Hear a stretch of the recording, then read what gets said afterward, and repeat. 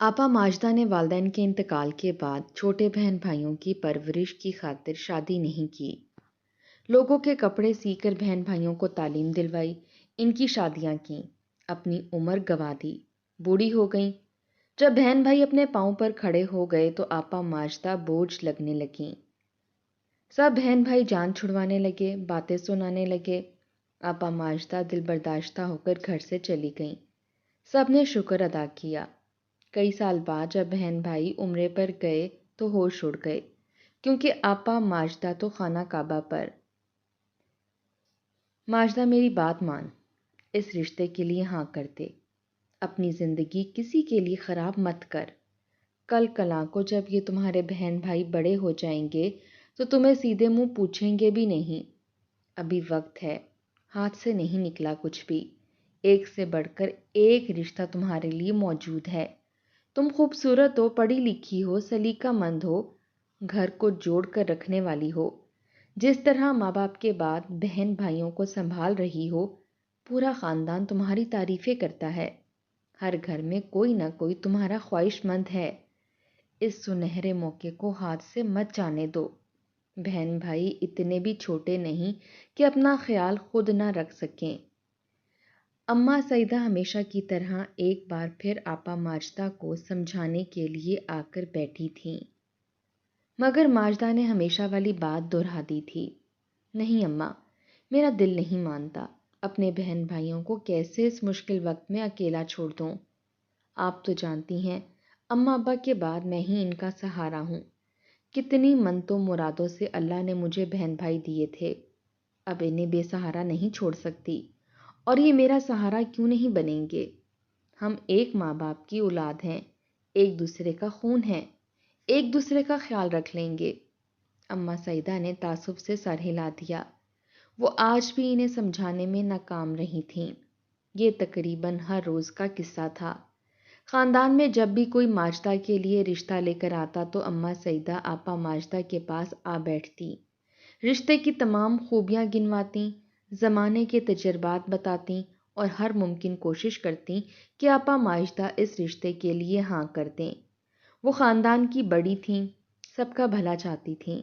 Mazda की आने वाली ज़िंदगी के बारे में सोचकर इन्हें दुख होता था। वो बेहद जहाँ दीदा खातून थीं, ज़माने के रंगों से बखूबी वाकिफ़ थीं, जानती थीं कि कोई भी रिश्ता ज़्यादा देर तक नहीं टिकता। खून के रिश्ते भी मुश्किल वक्त में साथ छोड़ जाते हैं। इसलिए माजदा को भी शादी के लिए कायल करने की कोशिश करती रहती, मगर माजदा के कान पर जूं तक नहीं रेंगती थी। वो जब भी हाँ करने का सोचती, बहन भाइयों के मासूम चेहरे आंखों के सामने आ जाते, जो कहते थे आपा, हमें छोड़कर मत जाना, आप ही हमारा सहारा है। बहन भाई इतने भी छोटे नहीं थे। इनके लिए अगर एक मुलाजमा रख दी जाती तो वो आसानी से गुजारा कर सकते थे, मगर आपा माजदा का दिल ही नहीं मानता था। उन्होंने भी अपनी शादी के हवाले से ढेरों ख्वाब सजा रखे थे। कई अरमान थे जो इनके दिल में ही रह गए। अब वो शादी के बारे में नहीं सोचती थीं, बल्कि अपने बहन भाइयों के बारे में सोचती थीं कि इनकी ज़िंदगी कैसे बेहतर बनानी है, इनके मुस्तकबिल के लिए क्या कुछ करना है। अम्मा सईदा जब ऐसी बातें करके जाती तो आपा माजदा पूरी रात करवटें बदलती रहती। नींद आंखों से कोसों दूर होती। कौन सी औरत चाहती है कि इसका घर ना बसे, इसका शौहर ना हो, इस पर जान छिड़कने वाले बच्चे ना हों। वो भी यही सब कुछ चाहती थी, इनके भी यही ख्वाब थे। मगर अम्मा अब्बा की अचानक मौत ने जैसे सारे ख्वाबों को मिट्टी तले दफन कर दिया था। वो शादी के बगैर ही अपने छोटे बहन भाइयों की माँ बन गई थीं। अम्मा ने बिस्तर मर्ग पर आपा माजदा से वादा लिया था कि छोटे बहन भाइयों का हमेशा ख्याल रखना, इन्हें कोई तकलीफ ना पहुंचने देना, इनके लिए ढाल बन जाना। और आपा माजदा ने अपनी माँ की कही हुई बात की लाज रखी। वो अपने बहन भाइयों के सामने ढाल बनकर खड़ी हो गईं। जमाने के हर दुख सुख से इन्हें महफूज रखा। वक्त गुजरता गया, बहन भाई बड़े होते गए। आपा माजदा के बालों में चांदी उतरने लगी।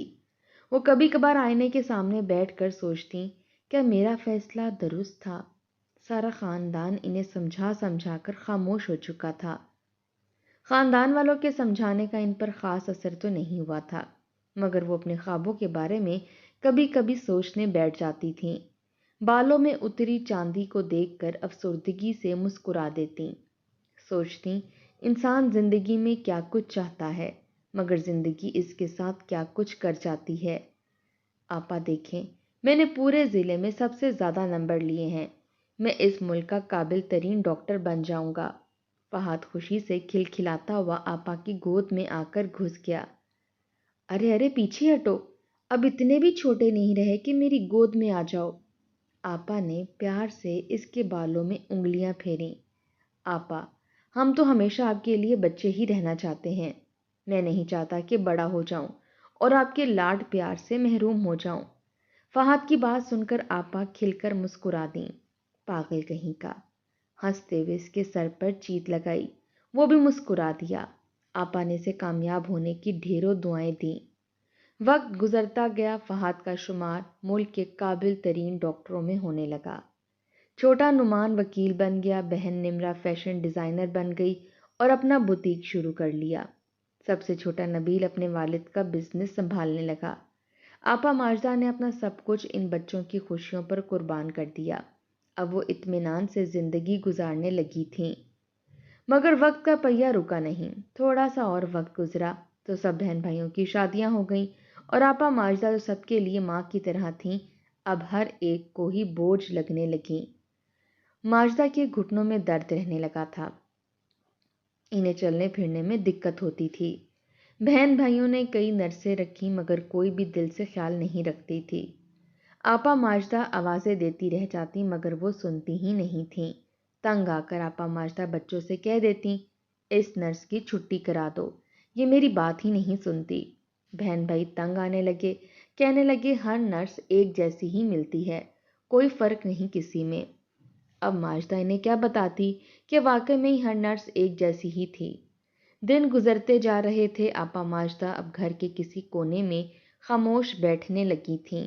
کبھی صحن میں رکھی پرانی چارپائی پر بیٹھ جاتی، کبھی برآمدے کی دیوار سے ٹیک لگا کر سوچوں میں گم ہو جاتی۔ جن بچوں کے لیے انہوں نے اپنی جوانی قربان کی تھی، اب انہی بچوں کے چہروں پر ان کے لیے بیزاری چھلکنے لگی تھی۔ فہد جب کبھی گھر آتا تو کہتا، آپا ہر وقت نرسوں پر غصہ کیوں کرتی ہیں؟ سب آپ کا خیال ہی تو رکھتی ہیں، مگر وہ کیا بتاتی کہ نرسیں ان کے کمرے میں موبائل چلانے کے علاوہ کچھ نہیں کرتی۔ وہ جب پانی مانگتی تو گھنٹوں بعد آتا، جب دوا مانگتی تو ٹال دیا جاتا۔ ایک دن آپا ماجدہ نے بڑی محبت سے کہا، بیٹا فہد، اگر تمہیں وقت ملے تو میرے ساتھ کچھ دیر بیٹھ جاؤ، دل گھبرا رہا ہے۔ فہد نے موبائل سے نظریں ہٹا کر دیکھا اور بیزاری سے بولا، آپا پلیز، اب تو بچپنے جیسی باتیں مت کیا کریں، مجھے بہت سارے کیسز دیکھنے ہوتے ہیں، آپ کو پتہ ہے میں کتنا مصروف ڈاکٹر ہوں۔ یہ بات سنتے ہی ماجدہ نے آہستہ سے نظریں جھکا لیں، ان کے ہونٹوں پر ایک اداس مسکراہٹ آ گئی۔ نعمان بھی اب کم کم گھر آتا۔ بیوی کہتی، تمہاری بہن کو اپنی زندگی سے کوئی دلچسپی نہیں، بس دوسروں کی غلطیاں نکالتی رہتی ہیں، کبھی کہتی ہیں یہ کھانا اچھا نہیں، کبھی کہتی ہیں چائے میں چینی کم ہے، سارا دن اپنی باتیں کرتی رہتی ہیں۔ ایسے گھر میں رہنا مشکل ہو جاتا ہے انسان کے لیے، جہاں تمہاری بہن جیسی خود پسند لوگ رہتے ہیں۔ ہر وقت اس بات کا احساس دلاتی ہیں کہ انہوں نے تم بہن بھائیوں کے لیے بہت قربانیاں دی ہیں، انہوں نے کوئی انوکھی قربانی دی ہے اور بہنیں اپنے بھائیوں کے لیے قربانیاں نہیں دیتی کیا؟ تمہیں اندازہ نہیں کہ تمہاری بہن کی وجہ سے میری ذہنی حالت خراب ہونے لگی ہے۔ نعمان بیوی کے دباؤ میں آ کر کبھی ماجدہ پر چلا اٹھتا، کبھی خاموشی اختیار کر لیتا، مگر ہر دن کے ساتھ وہ فاصلہ بڑھتا جا رہا تھا۔ نمرا کا حال بھی مختلف نہ تھا، وہ اپنے سسرال میں مصروف رہتی۔ شوہر کو آپا ماجدہ کی باتیں پسند نہ تھیں، اکثر کہتا، نمرا تمہاری بہن کو ہمارے گھر نہ لایا کرو، لوگ باتیں کرتے ہیں، جوان بہو کے گھر میں کوئی اجنبی عورت ٹھیک نہیں لگتی۔ نمرا لاکھ سمجھاتی کہ وہ اجنبی نہیں، میری بہن ہے، مگر بات سننے والا کوئی نہ ہوتا۔ آہستہ آہستہ نمرا بھی فاصلہ بڑھانے لگی۔ ایسا نہیں تھا کہ وہ بہن سے بیزار تھی یا اس کی حالت کو نہیں سمجھتی تھی، بس بات یہ تھی کہ وہ سسرال والوں کے طعنے برداشت نہیں کر سکتی تھی۔ وہ کبھی کبھار فون کر لیتی تھی مگر بات مختصر ہوتی۔ آپا کی حالت پوچھی جاتی مگر ان کے دل کی تنہائی کوئی نہ محسوس کرتا۔ نبیل تو بزنس میں اتنا مصروف ہو گیا کہ ماجدہ کو مہینوں چہرہ دکھانا بھی نصیب نہ ہوتا۔ کبھی فون پر بات ہو بھی جاتی تو کہتا آپا دعا کریں، بزنس میں نقصان نہ ہو، باقی سب خیریت ہے۔ آپا ماجدہ اب گھر کے کونے میں خاموش ہو کر رہ گئی تھیں۔ انہیں محسوس ہونے لگا کہ وہ واقعی بوجھ بن چکی ہیں۔ کبھی کبھار اماں سعیدہ کی باتیں شدت سے یاد آتیں، خاندان کے دوسرے بزرگوں کی بتائی ہوئی باتیں یاد آتیں جو انہیں سمجھا سمجھا کر تھک گئے تھے، مگر انہوں نے کسی کی بات نہیں مانی۔ نرسیں بدلتی رہتی مگر رویہ سب کا ایک جیسا تھا۔ جب کبھی وہ بچوں کے بچپن کی تصویریں دیکھتی تو ان کی آنکھیں بھر آتیں۔ وہ سوچتی کیا یہ وہی فہد نہیں جو میری گود میں سوتا تھا؟ کیا یہ وہی نعمان ہے جو راتوں کو جاگ کر پڑھتا تھا؟ کیا یہ وہی نمرہ ہے جو میرے دوپٹے سے کھیلتی تھی؟ آج سب بدل گئے، سبھی اپنی اپنی زندگیوں میں مصروف ہو گئے تھے اور وہ گھر میں پڑی ہوئی ایک بیکار چیز بن گئی تھی۔ ایک دن وہ نبیل کے گھر بیٹھی تھی کہ اس کی بیوی سائمہ نے کچن میں ملازمہ سے بلند آواز میں کہا، اب یہ کب تک یہاں رہیں گی؟ میرا میاں کہتا ہے کہ آپا کا خیال رکھنا، مگر میں کیا کروں؟ اپنے بچوں پر بھی دھیان دینا ہوتا ہے، دن رات بس ان کی دوائی اور کھانے کے چکر میں پڑا رہے۔ اللہ جانے کب تک یہ ذمہ داری سر پر رہے گی۔ لوگ ماں باپ کو برداشت نہیں کرتے اور میں نند کو برداشت کر رہی ہوں۔ یہ الفاظ ماجدہ کے دل کو چیر گئے۔ وہ دبے قدموں سے کمرے میں گئیں اور خاموشی سے بیٹھ گئیں۔ رات بھر نیند نہ آئی۔ وہ سوچتی رہیں کیا میں واقعی اب غیر بن گئی ہوں؟ صبح سویرے فہد آیا تو ماجدہ نے آہستہ سے کہا، بیٹا اگر تم لوگ چاہو تو میں کسی دارالامان چلی جاتی ہوں، وہاں میری عمر کی بہت ساری عورتیں ہوں گی، شاید میرا دل بہل جائے۔ فہد نے چونک کر دیکھا، پھر بولا، آپا ایسی باتیں مت کریں، ہم آپ کو کہیں نہیں جانے دیں گے، مگر اس کے لہجے میں نرمی کم اور رسمی پن زیادہ تھا۔ کچھ دن بعد فہد اور نعمان اپنی بیویوں کے ساتھ بیٹھے باتیں کر رہے تھے۔ سائمہ بولی، اگر ہم سب مل کر ماجدہ آپا کو کسی اچھے اولڈ ہوم میں رکھوا دیں تو برا نہیں ہوگا، وہاں سہولتیں بھی ہوں گی، نرسیں بھی، ہم لوگ ہر ہفتے ملنے جا سکتے ہیں، وہ اکیلی نہیں رہیں گی۔ نعمان کی بیوی نے بھی فوراً حامی بھر لی، کہنے لگی، بالکل ٹھیک کہہ رہی ہو سائمہ، اب ان کی خدمت کے لیے گھر میں اتنی جگہ نہیں ہے، ہمارے اپنے بھی چھوٹے بچے ہیں۔ نمرہ تم بھی کچھ کہو نا۔ نمرہ نے نظریں جھکا لیں، وہ بولنا تو چاہتی تھی مگر شوہر کی موجودگی میں کچھ کہہ نہ سکی۔ وہ نہیں چاہتی تھی کہ ماجدہ اولڈ ایج ہوم میں جائے مگر اپنے بھائیوں کو سمجھا نہیں سکتی تھی۔ چند دن بعد فہد نے آپا سے کہا کہ آپا آپ کی طبیعت خراب رہتی ہے، ہم نے سوچا ہے کہ آپ کو ایک اچھے آرام دہ جگہ پر رکھا جائے، وہاں ڈاکٹرز بھی ہوں گے، نرسیں بھی آپ کا خیال رکھیں گی ہم سے بہتر۔ ماجدہ نے اس کے چہرے کو بغور دیکھا اور دھیرے سے بولی، بیٹا تم سب ٹھیک کہتے ہو، شاید یہی بہتر ہے، میں تم لوگوں کے لیے بوجھ نہیں بننا چاہتی۔ نہیں آپا آپ بوجھ نہیں ہیں، مگر ہمیں محسوس ہو رہا ہے کہ آپ کا خیال یہاں پر اچھے سے نہیں رکھا جاتا اور نہ ہی آپ کا دل لگتا ہے۔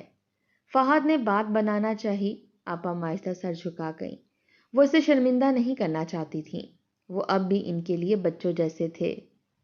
اس رات جب وہ اپنے کمرے میں آئیں تو ان کے قدم لرز رہے تھے۔ انہوں نے الماری کھولی، پرانی تصویریں نکالیں، ایک ایک تصویر کو چومتی گئیں، کبھی مسکراتیں، کبھی آنسو پونچھتیں۔ انہیں اپنے بہن بھائیوں سے اپنی محبتوں کا کوئی صلہ نہیں چاہیے تھا۔ انہوں نے ماں باپ سے کیے وعدے کی لاج رکھی تھی، اپنے بہن بھائیوں سے بے لوث محبت کی تھی۔ ان کی آنکھوں سے آنسو بہنے لگے۔ انہوں نے آسمان کی طرف دیکھا اور آہستہ سے کہا، اماں میں نے وعدہ نبھایا مگر آج میں اکیلی ہوں، میں نے اپنی ساری زندگی بہن بھائیوں کے لیے قربان کر دی مگر آج یہ مجھے بوجھ سمجھتے ہیں۔ کاش میں نے وقت پر خاندان والوں کی باتوں پر کان دھرے ہوتے تو آج میری زندگی مختلف ہوتی۔ چند دن بعد بہن بھائیوں نے فیصلہ کر لیا، آپا ماجدہ کو شہر کے مشہور اولڈ ہوم میں چھوڑنے کا دن طے ہو گیا۔ سب بہانے بناتے رہے کہ انہیں آرام ملے گا، وہ بہتر ماحول میں رہیں گی، مگر حقیقت یہ تھی کہ سب اپنی زندگی کی مصروفیت میں انہیں بھول جانا چاہتے تھے۔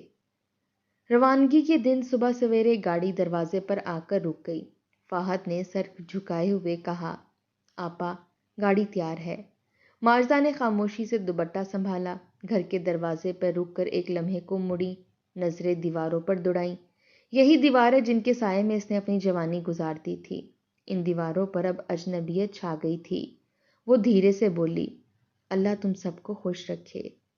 گاڑی چلنے لگی تو نمرا بالکونی سے دیکھتی رہی۔ اس کے آنسو رک نہ سکے مگر وہ کچھ نہ کر سکی۔ سسرال والے قریب کھڑے تھے۔ شوہر نے سخت لہجے میں کہا، نمرا اب بس بھی کرو، اتنی جذباتی ہونے کی ضرورت نہیں، وہ تمہاری ذمہ داری نہیں۔ نمرا نے لب بھینچ لیے، نہ جانے وہ کیوں اتنی مجبور ہو گئی تھی۔ ادھر آپا ماجدہ گاڑی کی کھڑکی سے باہر دیکھ رہی تھیں۔ راستے کے دونوں طرف درخت تیزی سے پیچھے کو جا رہے تھے۔ ان کے دل میں ایک انجانی خاموشی پھیل چکی تھی۔ وہ سوچ رہی تھی، انسان زندگی بھر دوسروں کے لیے جیتا ہے مگر آخر میں تنہائی ہی اس کا مقدر بنتی ہے۔ جب گاڑی اولڈ ہوم کے گیٹ پر رکی تو انہوں نے ایک گہرا سانس لیا۔ ڈرائیور نے ان کا سامان اتارا۔ وہ سہارا لے کر اندر گئیں۔ سامنے لکھی تحریر ان کی نظر میں آئی، خوش آمدید، یہاں کوئی اکیلا نہیں۔ وہ دھیرے سے مسکرائیں اور بولیں، شاید واقعی اب میں اکیلی نہیں۔ کچھ مہینے گزر گئے، بہن بھائیوں کے فون آنا بند ہو گئے۔ کبھی کبھار نمرا چپکے سے کال کر لیتی مگر بات چند لمحوں کی ہوتی۔ فہد، نعمان اور نبیل اپنی زندگیوں میں مگن ہو گئے۔ تھوڑے عرصے بعد جب نمرا آپا سے ملنے کے لیے گئی تو وہ اولڈ ایج ہوم میں موجود نہیں تھیں۔ جب پتہ کیا تو پتہ چلا کہ انہیں کوئی اپنے ساتھ لے گیا تھا۔ بہن بھائیوں نے کافی عرصہ ڈھونڈنے کی کوشش کی مگر جب وہ نہ ملی تو سب اپنی اپنی زندگیوں میں مگن ہو گئے۔ نمرا کے علاوہ کوئی انہیں یاد بھی نہیں کرتا تھا۔ پھر ایک دن سب بہن بھائی عمرے پر گئے۔ وہ لمحہ ان کے لیے زندگی کا سب سے مقدس لمحہ تھا۔ سب نے احرام باندھے، دلوں میں عجیب سی ندامت لیے خانہ کعبہ کے سامنے کھڑے تھے۔ طواف شروع ہوا تو آنکھوں سے آنسو بہنے لگے۔ دلوں میں کئی سالوں کی کوتاہیوں کا بوجھ تھا۔ وہ سب بہن بھائی جنہوں نے اپنی بہن کو تنہا چھوڑ دیا تھا آج اس مقدس مقام پر ایک انجانے خلا کو محسوس کر رہے تھے۔ ہر دل میں ایک چبھن تھی مگر زبان خاموش تھی۔ نمرا طواف کے دوران رو پڑی۔ اس نے ہاتھ اٹھائے اور دل ہی دل میں دعا کی، اے اللہ میری بہن جہاں بھی ہو خوش رکھنا۔ اس کے دل میں ایک لمحے کو خیال آیا کہ کاش وہ آپا کو اس حال میں کبھی نہ چھوڑتی۔ وہ سوچنے لگی، اگر وہ زندہ ہوں تو کیسی ہوں گی؟ کیا اب بھی ان کی آنکھوں میں وہی نرمی ہوگی؟ کیا وہ اب بھی ہمیں یاد کرتی ہوں گی؟ فہد طواف مکمل کر کے دعا کے لیے کھڑا تھا۔ لوگوں کا ہجوم تھا۔ روشنیوں کے درمیان اسے ایک چہرہ نظر آیا۔ سفید لباس میں ملبوس ایک بوڑھی عورت جھکی ہوئی کمر کے ساتھ آہستہ آہستہ قدم بڑھا رہی تھی۔ اس کے ہاتھ میں تسبیح تھی، ہر دانے کے ساتھ لب ہل رہے تھے۔ چہرے پر سکون کی عجیب سی چمک تھی۔ فہد کی نظریں جیسے اس چہرے پر جم گئیں۔ دل کی دھڑکن تیز ہونے لگی۔ وہ چہرہ کسی خواب سے نکل کر حقیقت میں آ گیا تھا۔ وہ آپا ماجدہ تھیں۔ فہد کے قدم زمین سے جیسے جڑ گئے۔ ایک لمحے کو اسے یقین نہ آیا مگر پھر اس نے دیکھا وہی چہرہ، وہی محبت بھری مسکراہٹ، وہی جھکی ہوئی گردن۔ اس کے دل میں ایک بجلی سی کوندی، آنکھوں میں آنسو تیرنے لگے، زبان سے الفاظ نکل نہ سکے۔ وہ بے اختیار ان کی سمت بڑھا مگر ہنجوب نے راستہ روک لیا۔ لوگوں کے شور میں اس نے صرف اتنا سنا کہ وہ لبوں پر مسکراہٹ لیے کہہ رہی تھیں، میں نے تم سب کے لیے دعا مانگی ہے، اللہ تم سب کو سلامت رکھے۔ ان کے چہرے پر نور سا پھیل گیا۔ فہد نے ہاتھ بڑھایا مگر وہ بھیڑ میں گم ہو چکی تھیں۔ اس لمحے فہد کے اندر جسے کوئی شے ٹوٹ گئی۔ اس کے لبوں پر کپ کپاہٹ تھی۔ وہ زاروں کی طرح رونے لگا۔ اس نے آسمان کی طرف دیکھا اور دھیرے سے کہا، آپا میں نے آپ کو پہچاننے میں بہت دیر کر دی۔ نعمان اور نبیل جو اس کے قریبی تھے حیران رہ گئے۔ وہ بولے، فہد کیا ہوا؟ تم رو کیوں رہے ہو؟ فہد نے بھری آنکھوں سے ان کی سمت دیکھا اور ہچکیاں لیتے ہوئے کہا، ابھی ابھی میں نے آپا ماجدہ کو دیکھا، وہ یہاں تھیں، وہ ہمارے لیے دعا کر رہی تھیں۔ نعمان کے چہرے کا رنگ اڑ گیا۔ اس کے ہاتھ سے تسبیح گر گئی۔ وہ بے یقینی سے ارد گرد دیکھنے لگا مگر ہجوم میں وہ چہرہ کہیں نہیں تھا۔ نبیل کے لب کانپنے لگے، سب کے قدم رک گئے۔ ان کی آنکھوں کے سامنے وہ منظر گردش کرنے لگا جب وہ آپا کو اولڈ ہوم میں چھوڑ کر آئے تھے۔ ان کے چہرے پر وہ خاموش مسکراہٹ، وہ آہستہ سے بولے گئے الفاظ، اللہ تم سب کو خوش رکھے۔ وہ سب منظر آج اسی جگہ دوبارہ زندہ ہو گئے تھے۔ نمرہ بھی ان کے پاس آ گئی۔ فہد نے کانپتی ہوئی آواز میں کہا، نمرہ تمہیں یاد ہے آپا ہمیشہ کہتی تھیں اللہ کے گھر کی زیارت ان کے دل کی خواہش ہے۔ نمرہ نے لرزتی آواز میں کہا، ہاں بھائی، وہ کہا کرتی تھیں اگر کبھی اللہ نے بلایا تو خانہ کعبہ کے سامنے بس یہ دعا مانگوں گی کہ میرے بہن بھائی ہمیشہ سلامت رہیں۔ سب بہن بھائیوں کے دل جیسے چیر گئے، وہیں بیٹھ کر ان کے آنسو بہنے لگے۔ طواف کے شور میں ان کے آنسوں کی نمی زمین میں جذب ہونے لگی۔ انہیں لگا جیسے آپا ماجدہ کی دعائیں آج بھی ان کے گرد حصار بنی ہوئی ہیں۔ کچھ دیر بعد فہد نے حرم کے خدام سے دریافت کیا مگر کسی نے اس حلیے کی عورت کو پہچانا نہیں۔ سب نے کہا یہاں روز سینکڑوں زائرین آتے ہیں، شاید آپ کسی کو غلط سمجھ بیٹھے ہوں گے۔ مگر فہد کے دل کو یقین تھا کہ وہ وہی تھیں، وہ کوئی خواب نہیں حقیقت تھیں۔ اس رات سب بہن بھائی حجر اسود کے قریب بیٹھے رہے، کوئی کچھ بول نہ سکا۔ ہر ایک کے دل میں ندامت اور پچھتاوے کی آگ تھی۔ انہیں احساس ہوا کہ جس بہن نے ان کے لیے اپنی پوری زندگی قربان کر دی وہ دنیا سے نہیں گئی تھی بلکہ ان کے دلوں میں زندہ تھی، ان کی دعاؤں میں، ان کے سکون میں، ان کی کامیابیوں میں۔ نمرہ نے آہستہ سے کہا، کاش ہم نے آپا کو تنہا نہ چھوڑا ہوتا، کاش ہم ان کے بڑھاپے میں ان کا سہارا بن جاتے۔ فہد نے اس کے کندھے پر ہاتھ رکھا اور کہا، اب صرف دعا کر سکتے ہیں کہ اللہ ہمیں معاف کر دے اور ان کے درجات بلند کرے۔ صبح ہوئی تو وہ سب پھر طواف کے لیے نکلے۔ جب خانہ کعبہ کے سامنے پہنچے تو ایک ٹھنڈی ہوا چلی۔ انہیں یوں محسوس ہوا جیسے کوئی ان کے چہروں کو چھو کر گزر گیا ہو۔ فہد نے سر اٹھا کر آسمان کی طرف دیکھا اور دھیرے سے کہا، آپا ہمیں یقین ہے آپ خوش ہیں۔